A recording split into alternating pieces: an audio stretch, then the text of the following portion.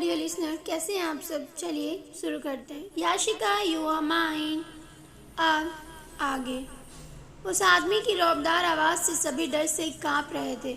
उन्हें समझ नहीं आ रहा था कि वो किसी ऐसे इंसान की तलाश कैसे करे जिसका ना नाम पता, न जगह, उसका कोई चेहरा। अगर कुछ पता है तो बस एक फ़ोन नंबर जो पिछले कई दिनों से बंद है। सभी ने डरते हुए अपना सिर हिला दिया और वहाँ से चले गए। सबके जाने के बाद वो आदमी अपनी चेयर पर बैठ गया और अपने फ़ोन को ओपन कर और वॉइस रिकॉर्डिंग ऑन की। उस वॉइस रिकॉर्डिंग के ऑन होते ही उस आदमी के फेस के एक्सप्रेशन बदलने लगे। कुछ वक्त पहले एक्सप्रेशन लेस था और अब उसके फेस पे अनगिनत एक्सप्रेशन थे। लायला विला। शौर याशिका को घूरता है तो याशिका उसे देखते हुए कहती है, आपसे ज़्यादा हैवान इस दुनिया में कोई नहीं हो सकता। आपने तमाशा बना दिया है हमारा।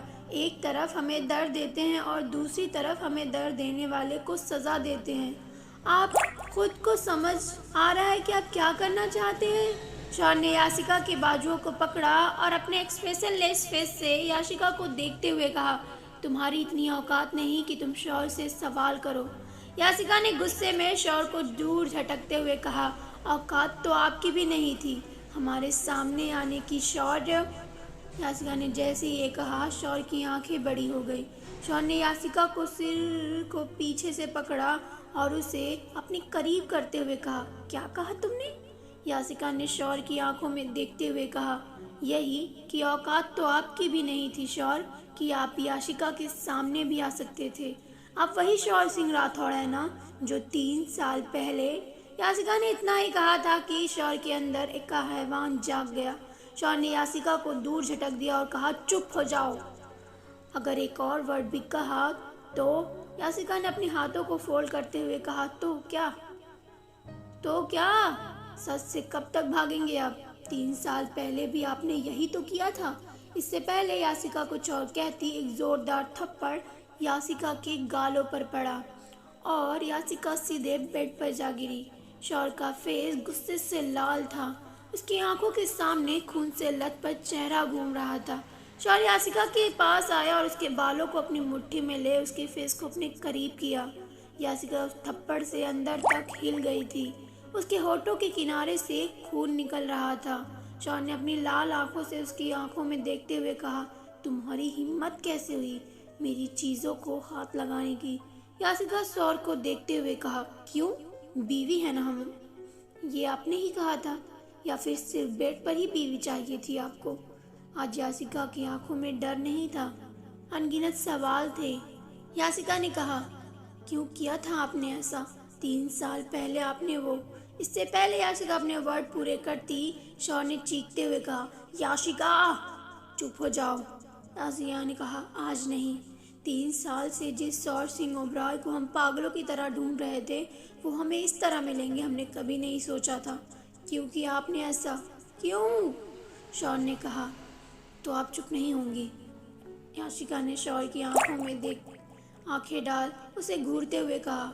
इससे पहले कि याशिका कुछ और कहती, शौर ने अपने होठों को याशिका के होठों पर रख उसे लॉक कर दिया और उसे किस करने लगा। याशिका अपने दोनों हाथों से शौर के सीने पे मार रही थी, लेकिन शौर उसे तो जैसे कोई फर्क ही नहीं पड़ रहा था। अपने अंदर लगी आग को शौर उस किस के जरिए बुझा रहा था। वो याशिका के लोअर लिप को बाइट कर रहा था, उसे चबा रहा था।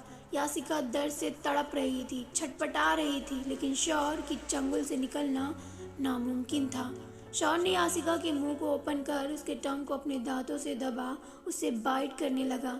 आज शौर की हैवानियत की सारी हदें पार हो रही थी।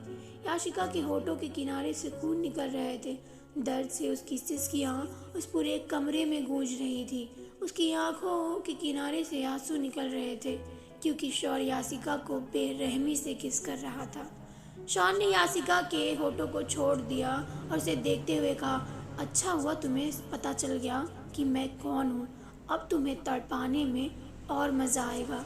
शौर ने अपने हाथों को याशिका के गले पर रखा और अपने नाखूनों को उसके गालों पर निशान बनाने लगा।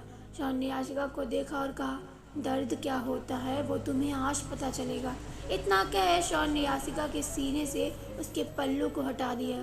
यासिका जैसे ही अपने हाथों को अपने सीने पे रखने को हुई, शौर्य ने अपने एक हाथ से यासिका के हाथों को पकड़ उसके सिर के ऊपर किया और ब्रेड पर प्रेस कर दिया। शौर्य को अपने हाथों में दर्द हो रहा था, लेकिन याशिका को दर्द देने के लिए उसे अपने इस दर्द से भी फर्क नहीं पड़ रहा था। शौर्य ने यासिका को देखते हुए कहा, बीवी होना मेरी, तो मुझे पति होने का हक जताना होगा, क्योंकि तुम बीवी बनने की कोशिश कर रही हो। इतना कह शौर्य ने अपने हाथों की उंगलियों को याशिका के गालों पर फेरते हुए धीरे धीरे नीचे लाने लगा और उसके क्लीवेज के पास रुकते हुए कहा, बीवी, दर्द के लिए तैयार हो जाओ। यासिका नाम में अपना सिर हिला रही थी। यासिका ने चीखते हुए कहा, प्लीज डोंट डू दिस, बहुत पछताएंगे आप। शौर्य ने यासिका के गालों पर अपने होठ रख दिए और उसे बाइट करते हुए कहा, रिग्रेट तो तुम करोगी, और उसके गालों पे लगातार बाइट करने लगा। यासिका अब अपने आप से घिन आने लगी थी। यासिका अपने आप को छुड़ाने की कोशिश कर रही थी, लेकिन शौर्य उसके ऊपर अपने आप को प्रेस किए जा रहा था।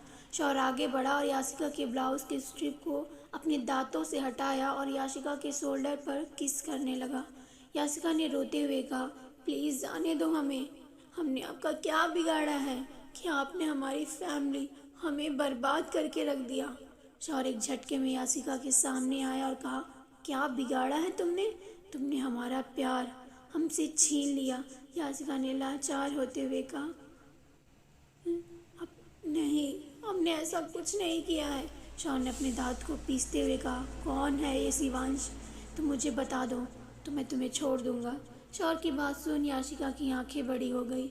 याशिका को राहुल की हालत याद आने लगी कि राहुल ने बस उससे बात की थी तो शौर्य ने उसे इतना टॉर्चर किया था। अगर वो शिवांश के बारे में बता देगी तो वो शिवांश को प्यार करती है तो शौर्य उसे भी मार देगा। याशिका को खामोश देख शौर्य ने कहा, कौन है वो? याशिका ने नाम में अपना सिर हिला दिया।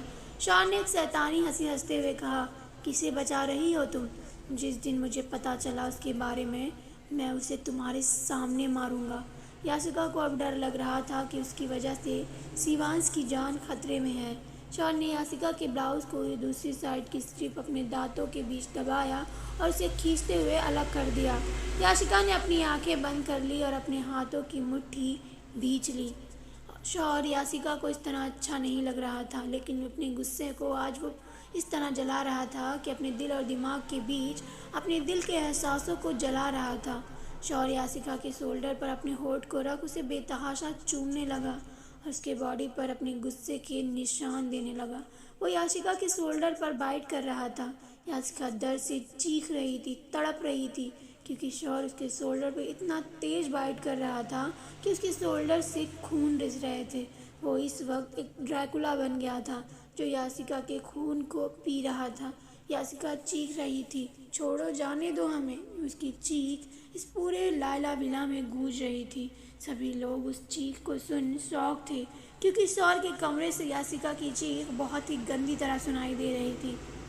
शौर्य ने अपने हाथों को याशिका के मुंह पर रख दिया और उसके क्लीवेज के पास अपने दांतों को धंसाने लगा। याशिका की हिम्मत टूट रही थी, उसकी आवाज़ घुटकर उसके गले में रह गई। आज का दिन याशिका के लिए बहुत ही भयानक हो रहा था। शौर्य ने याशिका के क्लीवेज पर अपने दांतों को धंसा दिया और उसके चेस्ट से खून निकलने लगा। याशिका की पलकें आंसुओं में डूबी हुई थी। याशिका ने अपनी आंखें बंद कर ली और अपने आप को लूज कर दिया। शौर्य ने याशिका के ब्लाउज को फाड़ याशिका के बॉडी से अलग कर दिया। शौर्य का एक एक टच से याशिका अब अपने आप से घिन आने लगी थी। शौर्य ने याशिका को एक बार देखा और उसकी ब्रा को उसकी बॉडी से अलग कर उसके सीने पर अपने दांतों के निशान देने लगा। शौर्य ने जैसे ही याशिका के सीने पर काटा, याशिका ने शौर्य के हाथों को अपने दांतों से दबा दिया। याशिका से दर्द अब बर्दाश्त नहीं हो रहा था। वह दर्द और घुटन की वजह से याशिका की पूरी बॉडी पसीने से भीग चुकी थी, लेकिन शौर्य वो तो एक पिचास बन चुका था जो याशिका की बॉडी से खून सक कर रहा था। शौर्य ने याशिका की मखमली जैसे चेस्ट पर इतना बाइट किया था कि ऐसा लग रहा था किसी भेड़िए ने उसे बहुत बेरहमी से नोचा हो। याशिका इस दर्द को बर्दाश्त नहीं कर सकी और वो धीरे धीरे अपने होश खोने लगी। शौर्य को जब एहसास हुआ कि याशिका बिल्कुल मूवमेंट नहीं कर रही तो वो याशिका से दूर हो गया और उसे देखने लगा और उसी हालत में चोर रूम से बाहर